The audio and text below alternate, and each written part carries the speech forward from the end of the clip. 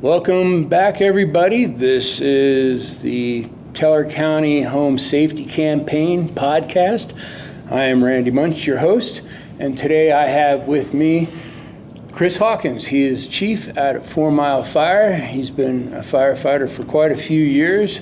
I enjoy working with him, and I certainly indeed enjoy going over some safety issues with you and him.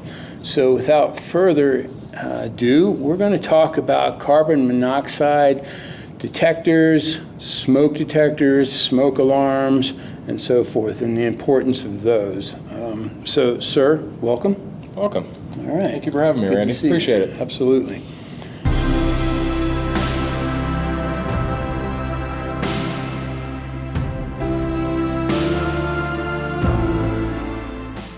So, one of the things I have often heard is that CO is the invisible killer.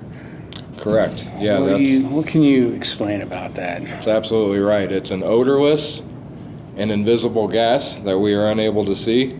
It does not have the mercaptan in it, like our propane and natural gas, so you will not even know you have carbon monoxide in your house until it's typically too late. Ways to prevent this is to set up some carbon monoxide detectors, which are different than smoke detectors. A little bit. Yep. Is this kind of a common thing, carbon monoxide poisoning? More common than you actually think. From 2018 to 2023, there was a study. Approximately 101,000 emergency visits to the ER due to carbon monoxide. So quite a few. Right. How many deaths occur from that? There was 430 deaths during that time, so it's pretty serious, and it builds up pretty quick in your house. It's a heavier gas than oxygen, so it builds from the floor up. It'll tend to start settling in your basement or crawl space, and then build its way up, and can get blown through your heat vents and spread throughout the house. Oh, indeed. So how does this kind of affect the body? So the first signs and symptoms you're going to see from carbon monoxide, similar to carbon dioxide, is going to be your dizziness. You're going to feel out of place, not be able to orientate yourself. Problem with this is a lot of people fall asleep and then they never wake up, unfortunately. But it attaches itself to your red blood cells, kicks the oxygen off, which has many effects on the body, on the medical side. And there's acute and definitely chronic illnesses that come with it for over longer periods of time if you're exposed to it. So if I've got CO poisoning, what am I going to feel like? You talked about the dizziness. Yeah, you'll get disorientated, dizzy. Next symptom would probably be nausea if you're feeling that vomiting feeling. Mm-hmm. And then it's going to go into shortness of breath, and then after that you'll collapse and go unconscious. It doesn't take very long. It really doesn't. All right. So we take it very serious. We get in full SCBA. We're on air when we go to CO2 calls to protect ourselves. We get everybody out of the house as quickly as possible. Okay. Does it affect everybody the same? It doesn't. So your elderly, your infants, anybody with any kind of breathing disorder, emphysema, COPD, the effects are going to be a lot quicker. If I feel like I've been exposed, or I witness somebody with these kind of symptoms, mm-hmm. what should I do? Absolutely call 911. Get everybody out of the house, dial 911, stay outside in a ventilated area, wait for the fire department to get there, and we'll go in. We have special meters, 4 gas meters, that we can go in and check the levels of CO in your residence. All right, so get out. Get out. Absolutely. Get to fresh air. Yep, 100%. Okay. That's the best thing you can do. So what if it's cold outside? Could I start a car and kind of get in it and warm up? Would that be all right? If it's away from the residence, absolutely. Okay. Yep. Right. Yeah. Keep yourself warm. Keep yourself safe. So what are some of the things I can do to help protect myself? They sell CO2 detectors at any of your local hardware stores. You can pick them up in Walmart or Target. Average price for a CO detector is about $20, between $20 and $30. Okay. Fairly cheap. They plug into your 110 outlets, your wall outlets, and they stay low because, like I said, the gas fills up from the floor up because it's heavier than oxygen. I have one right outside of my gas furnace, about 3 feet away from that, and then sporadically spread throughout the house to detect CO. All right. So I get more than one? I recommend, yeah, if you have a larger house, not necessarily in the bedrooms, but definitely the hallway, the kitchen, living areas, the rooms you use most of the time. Have one outside your bedrooms. I have all my bedrooms are at one side of my house. I have a detector right outside of there to detect if it starts going into the bedrooms. All right. So get a couple. Yes, yeah, absolutely. 2 to 3 for the average size house is what I kind of recommend. Okay. Should keep you pretty covered. What about, I buy it and then plug it in, just leave it, I'm good to go? What should I do with that? So they do have a battery backup. The ones that I have do. They're standard AA batteries. I check them the same time I check my smoke detectors. I try and check them once a month. That's safety for me. It's a peace of mind knowing that I'm protected and that if there is something in the house that I'm not aware of, then I'm going to be notified before it's too late. So when I check them, what am I doing? Do I kind of blow on it? Do I hit a button? Yeah, there's just a little test button on the side that you hit, and it'll alarm. It's pretty loud, just like your smoke detectors, but it has to be so it wakes you up, you know. Right. Yeah, you just hit the little test button every month and check and make sure it's working. Once a month, make some noise with it. Absolutely, that's what I do. I go through my whole house. This is not something you need a professional to come out and install. You can buy it right from the store. Take it out of the package, plug it right in, pull the little battery strip, and you're good to go. All right. So I've heard that letting my car warm up in a garage, I've heard that's dangerous. Absolutely. Is it? Absolutely. Go ahead and explain that. So the exhaust will build up in the garage. It's a larger area than most, but the CO2 will start building up in the garage. If you're going to start your car and leave it in the garage, open the door at least.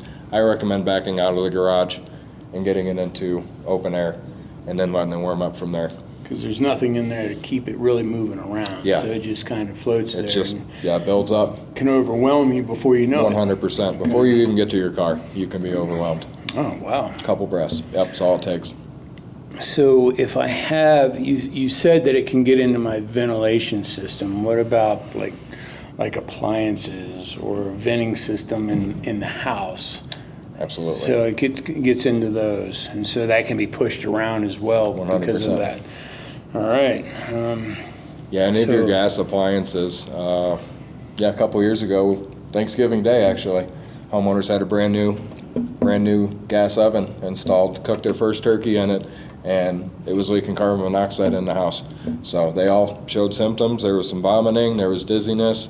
We transported the wife, who did have some breathing conditions, to the hospital that evening. Not much of a Thanksgiving, and that was installed by a professional. So better safe than sorry. They had 0 carbon monoxide alarms in their house. Probably could have been prevented if they would have just bought a couple of those. Doesn't necessarily mean just because the guy says, I know what I'm doing. Right. You want to be safe. Yep, absolutely. So we talk about our gas appliances. What about my gas grill? I mean, what if it's just too cold out or raining and I just don't want to go outside? I can bring that in and kind of leave it by the door, right? Funny you say that. We actually had a call like that 2 years ago. Homeowner brought their gas grill inside the kitchen to grill some steaks. They didn't want to do it on the regular oven. They thought it was a good idea. Actually caught the curtains on fire. Before that, though, they noticed the symptoms. They were getting headaches and nausea, and it was a family. They ran outside, left the grill on, caught the curtains on fire, and then they started the house on fire. It was an Airbnb, of all things. It wasn't even their house. So don't bring a grill inside. Please don't bring a grill inside. Okay. That's an exterior use. Same with your propane heaters and salamanders and things of those sorts. They're made for exterior. So keep the outside stuff outside. Please do. Absolutely. Well, that's a lot of good information about CO. Absolutely. CO detectors. Pretty easy to obtain them. Go out and buy them, $20. That's not a lot of money for safety, for life safety. So give that some thought. If you don't have one, definitely go get yourself one or reach out to your local fire department. Maybe we can help you out there as well.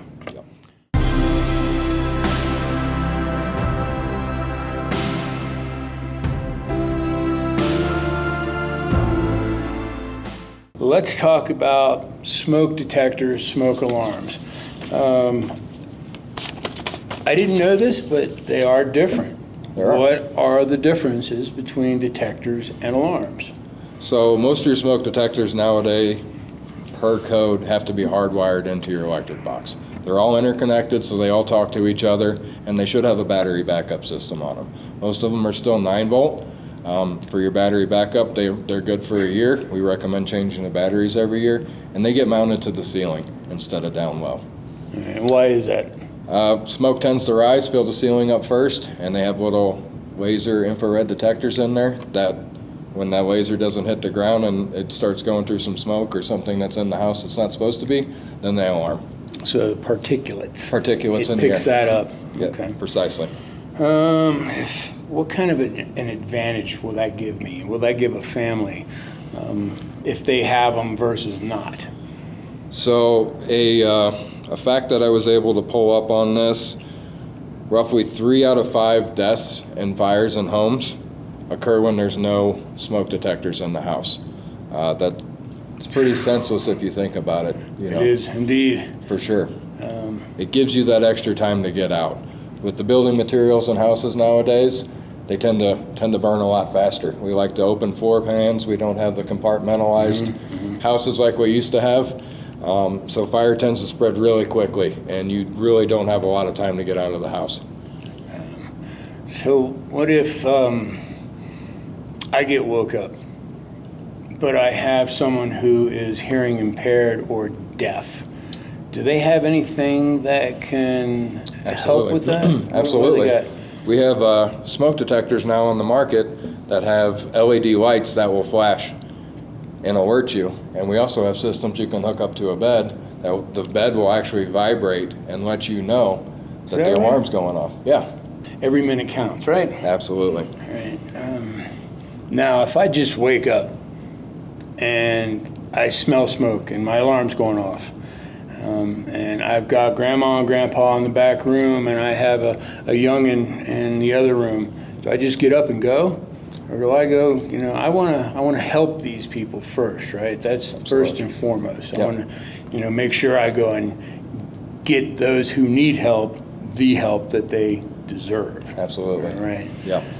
When it comes to installing them, where should I put them? So you said put them up top. So should I put one in my kitchen? Absolutely.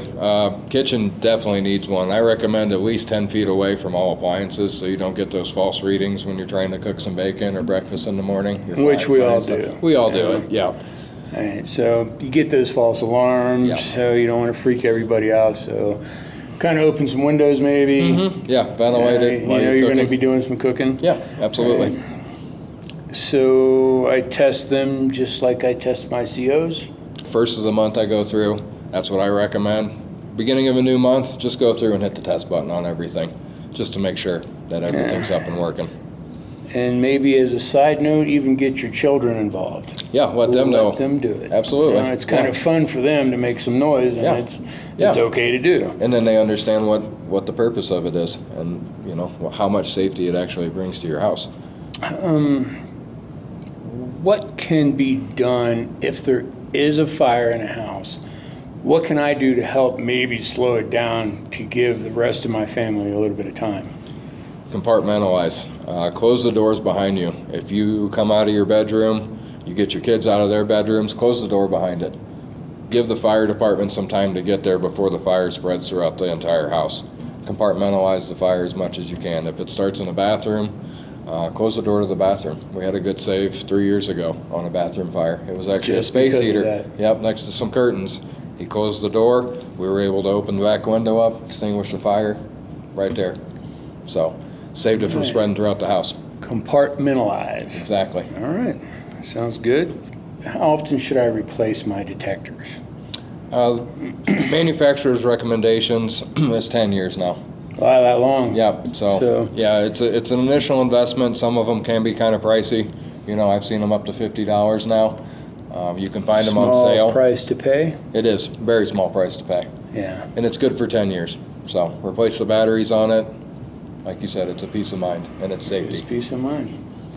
Well, I think we've covered quite a bit. We have. Do you have anything else to add to that?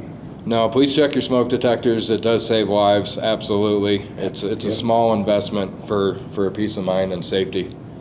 Yeah, then you won't be calling 911. Yeah. All right, so guys, that's it for our smoke detectors and CO alarms and so forth. If you have any questions, comments, or concerns, as always, send them in to us. We'd love to hear from you, and we have a lot more stuff coming your way, so please tune in. And for more information on this stuff, you can go to nfpa.org/education, and that'll pull up all sorts of safety information for you. So thanks for tuning in, and we'll see you next week. Thank you.